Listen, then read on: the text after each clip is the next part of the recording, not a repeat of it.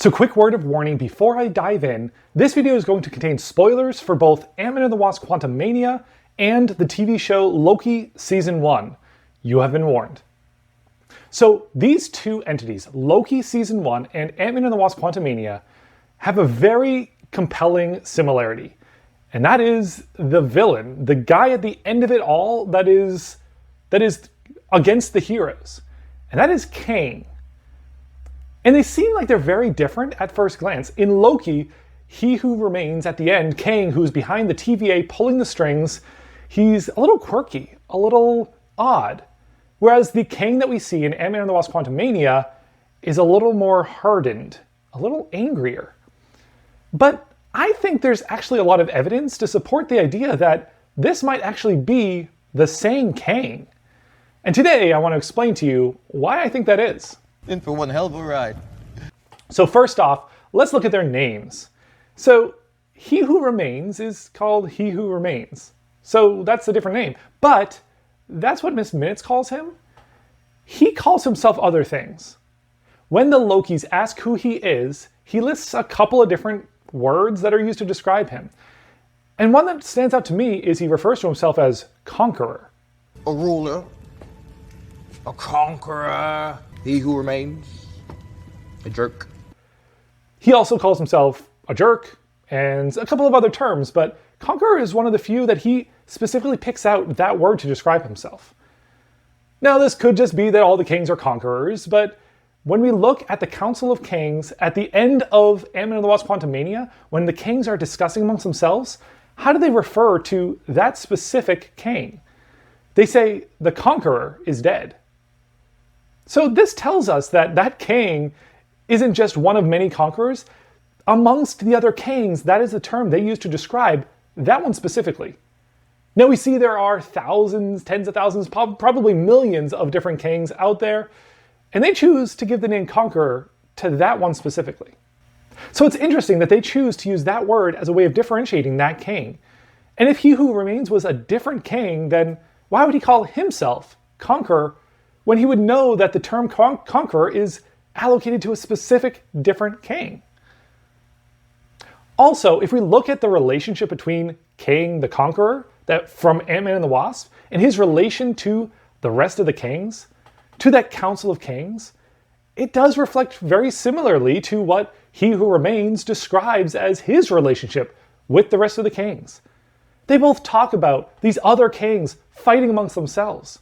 And they talk about their own role in seeing how this fighting is getting nowhere, is ruining the timeline. They see how it's all going to end. And they both talk about wanting to change that. They talk about the other Kangs as the ones they fear. The other Kangs as the ones that need to be stopped. And they both talk about reaching that end point where they can stop all the other Kangs. They both separate themselves from the pack and talk about how they want this end goal, not to be the single one to control it all, not to be the ruler of all the Kangs, not to lead all the Kangs, to stop all the Kangs, to stop the fighting. And they each have their way that they want to go about that. Now, as I mentioned, their personalities do seem different at first. But if you look a little deeper, I think you can see some similarities there. Now, for one thing, yes, He Who Remains is definitely a lot quirkier, he's a lot more energetic, he seems a little happier. But that kind of makes sense. So for one thing, him being quirky, yeah, that adds up. He has been separated from all other people for who knows how long. Thousands, millions of years? We don't know exactly how long he has been separated from the timeline, separated from everyone else. But it makes sense that that would make him a little off, a little unsure of how to interact with others. And when he finally meets the Lokis, he finally sees his grand scheme coming together successfully, and he knows is going to work, at least so far. He is excited for this. He's excited to be able to interact with people again after all these years. Excited to see that his plan is coming together. So his quirkiness kind of makes sense. And it also makes sense that he would be a happier Kang. The Kang that we see in Ant-Man and the Wasp Quantumania, he's exiled. He is trapped in the quantum realm. He needs a way out, and he doesn't have one yet. He is trying to escape a prison. He Who Remains is not. Not only has he escaped that prison, he's escaped the whole timeline. He has put himself in a position to control everything. And that makes sense, that would make him a little happier than being trapped in the quantum realm. We also see a hint of the angry Kang in his conversation with the Lokis. At one point when he's talking about the other Kangs, he gets angry. That fire comes back just for a moment. I weaponized Goliath, and I ended the multiversal war. This shows us that deep down, that angry Kang who can't control himself and just has to let it out is in both of them. Now, it could be that this is in all the Kangs. This could be an overlap, but it's at least a hint that they're a little closer than at first glance they may seem. So this brings up a question of, if these are the same Kang, what happens now? We watched Conqueror Kang die at the hands of Ant-Man. What happens if he who remains isn't there to remain? Does this change the whole setup? Yes, it does. If he actually died. Let's think back to what we actually saw in Ant-Man and the Wasp Quantumania. We see Ant-Man throw those discs at that device, and it bursts into this yellow light. They knock Kang into the yellow light, and we see him shrink into it. Now, this doesn't mean that he's dead. We've seen people shrink down before. It's Ant-Man. That's what they do. In the first Ant-Man, we see the character, the yellow jacket character, gets shrunk down. It looks like he's dying when he's shrinking down. And he pops up as MODOK in the quantum realm. This Kang did not look like he was dying. He looked angry and frustrated, but he looked like he was being pulled in, not collapse on himself.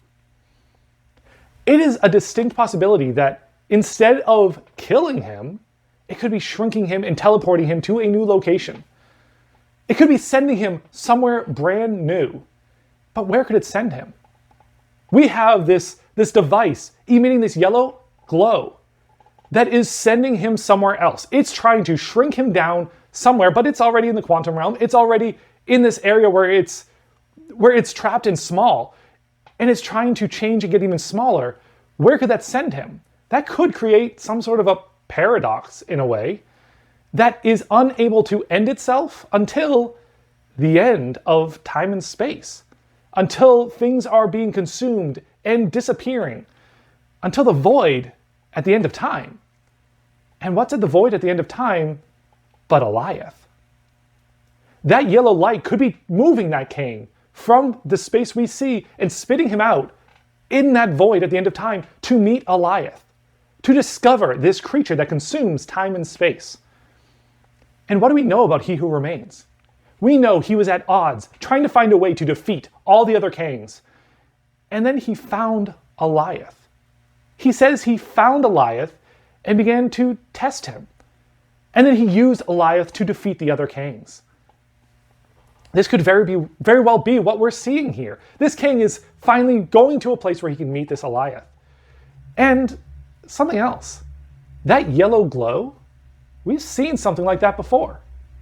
Now Kang realizes that the core that it was hit with those discs and the Pym particles, these things coming together creates a yellow glow that transports him to the void at the end of time.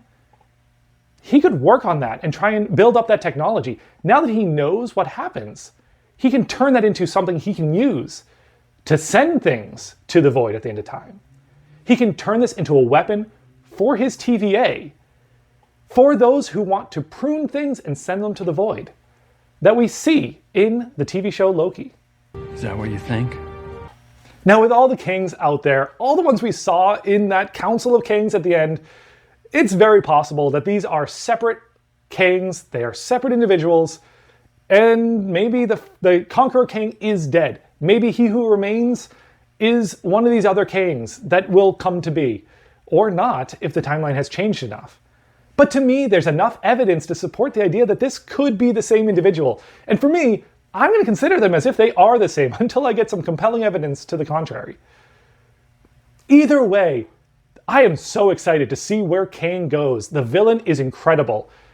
And from what I see, the dynasty of Kang is truly upon us. So what do you think? Do you think I am missing some compelling evidence to change my mind? Let me know in the comments down below. Or do you see some other evidence that could further this theory? Let me know that as well. I'm thrilled to hear either direction. I hope you enjoyed this video, and I hope you enjoyed Ant-Man and the Wasp Quantumania, and thank you for watching.